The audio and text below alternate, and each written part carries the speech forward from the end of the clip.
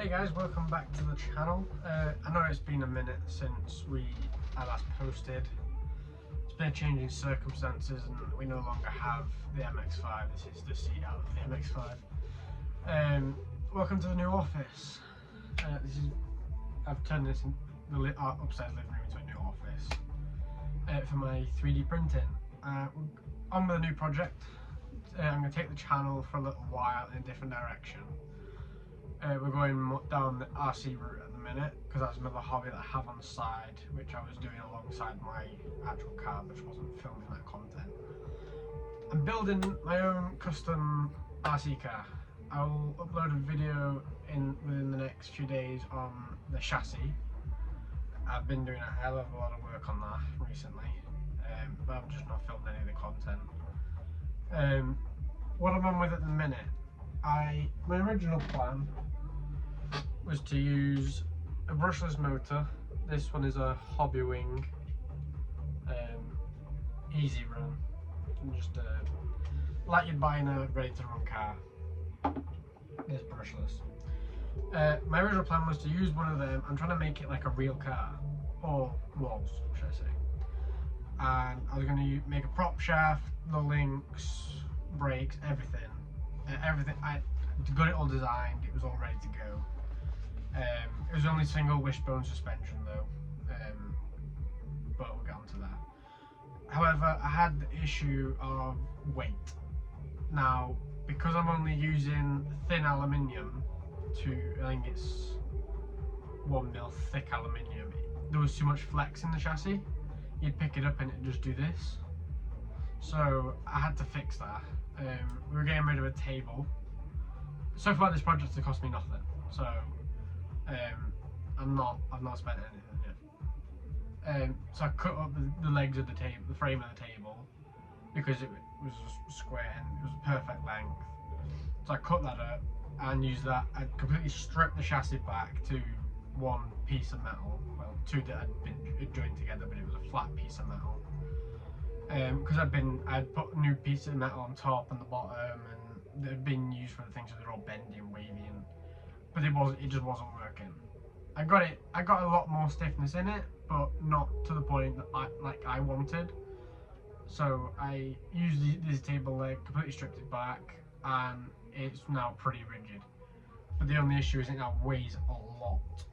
And with the 3D printing, I couldn't make drive shafts because it's a lot wider than any of the cars that I've got. It's 500mm wide from end to end without the wheels. I've got quite big wheels to go on it, but I don't have any up here with me. They're all in the shed outside. But I've got long drive shafts and I've got medium and I've got short. However, no combination would they link, so I'd have to either 3D print a shaft and put it together, but it's got metal diff gear in it. So as soon as I go, it's going to snap straight away, no questions asked. And I'd be constantly printing drive shafts. I'd take it outside and I'd be 5 seconds down the road, if that, before it broke, and I'd be coming back in another 4 hours printing for it to break 5 seconds later.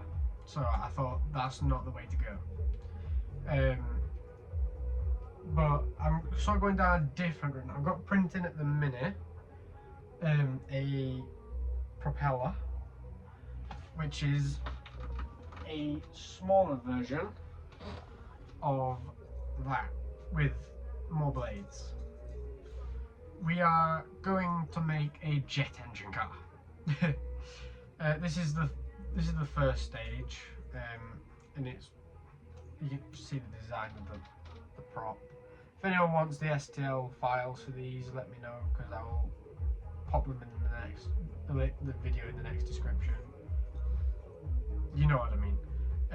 This is just doing that, you can really feel the thrust on it.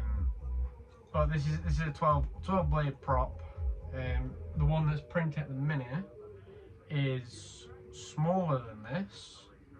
However, it's got 20 blades. Which, so all I've got designed for this at the minute is this. This is printed, each individual blade is printed separately. The nose cone is printed separately, and the piece that's on the back is also printed separately. And then you got to join them all together, which, believe me, I have just spent the last, what time is it now? 3 o'clock. I've spent the last 3 hours joining this together. Wicked fidget spinner. Yeah. But, you know, so that's the design at the minute. You can see the design on there. It's taken me 14 attempts. Not printing and just designing. But each time I make a new design, I have to save it to then assemble it in Fusion 360 to then see if it'll work, which is why you'll see it's got 11 little cutouts, because you'll see on the back there's a lot more holes. This is designed to be a 24 blade propeller. Not, you know what I mean, it's basically a propeller. But for the minute it's only got 12, so I've only printed the 12. The original design I had was a lot more aggressive. That produced a lot more thrust than that does. However, the bottom piece, it's a bad one to show actually. That's also a bad one. Basically, this bottom piece here is flimsy and it kept snapping. So I had to then come up with another idea of how to do it. And then I was running into the issue of when I was putting them on, they were coming into contact with each other and they weren't sitting in, which is not ideal at all, because it meant I couldn't run the 24 blades, which is what I want to run because it'll give me a lot more thrust. So I've not assembled it yet in Fusion 360, the one that I am currently printing, which is 2.5 hours in. But I can show you where we're at the minute. So this is only 100 mil, going to be 100 mil diameter, so it's only going to be about that big. But the tests that I have run on it in wind tunnels and things like that online show it's pretty good. So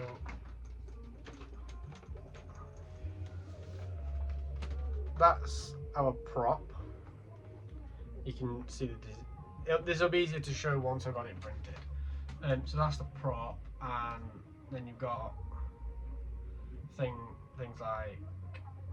like I said earlier, if anyone wants the designs for these, this is the housing that the prop's going to sit in.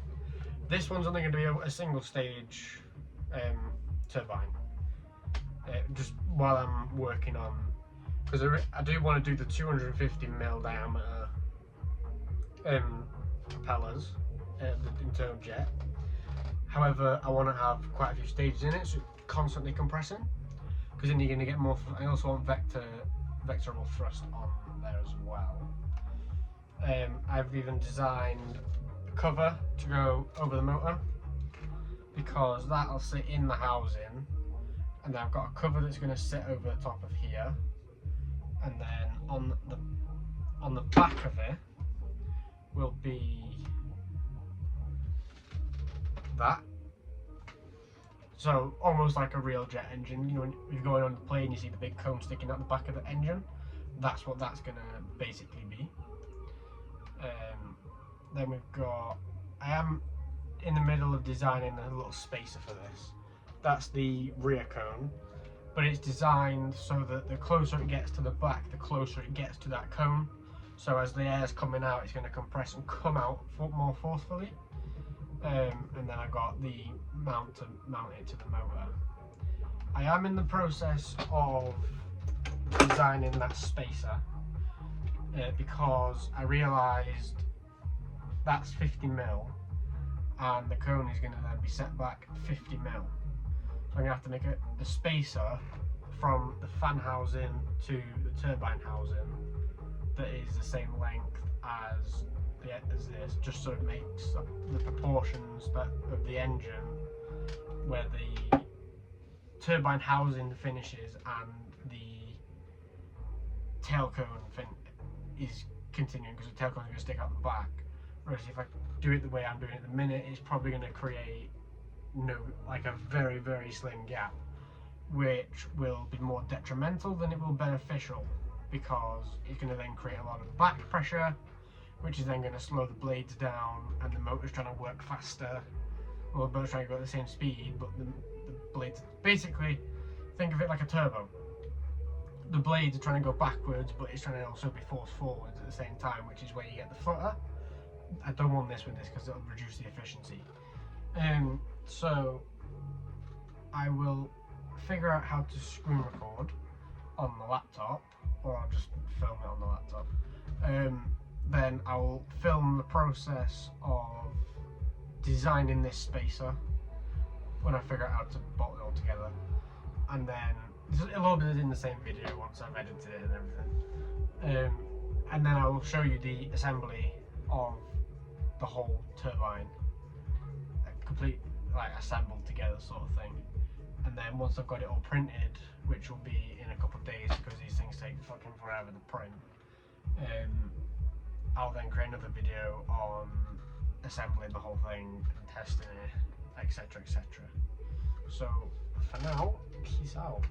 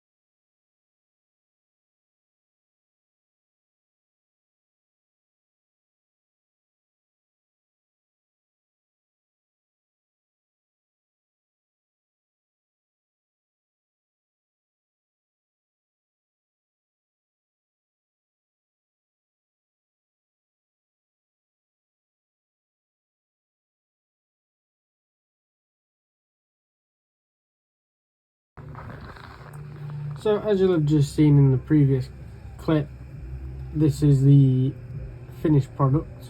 I did have to quickly design the motor, just a 50mm spacer because that's going to sit in there obviously. For me to get the accurate,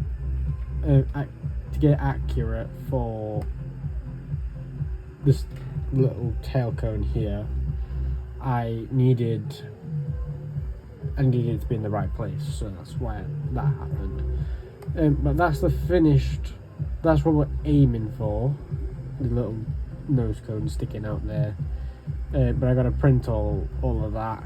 There's not that much to it. I do need to chop a hole in the top,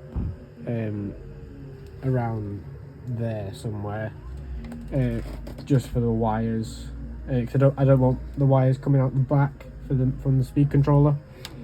So I will have them coming out. Well, it'd be the bottom of it really, but there we go. That's where we're up to printing the first part of it. We're 3 hours into it, but that's where we're going with that. Once I have all the components printed, it'll either be today or it'll be a separate video, but it'll either be today or tomorrow. I will make another video on the assembly process. I'm not going to be gluing it together just yet, because obviously I got to test it, and if it all works fine, then I will maybe glue it together. Just all depends on how well it goes together at the minute. But yeah, that's that. So I thought I'd let you all know where we're at the minute. So yeah, I'm not leaving you all in the dark. I've just been busy. Well, not lack of busy. But I've been up to other things. And yeah. So peace out.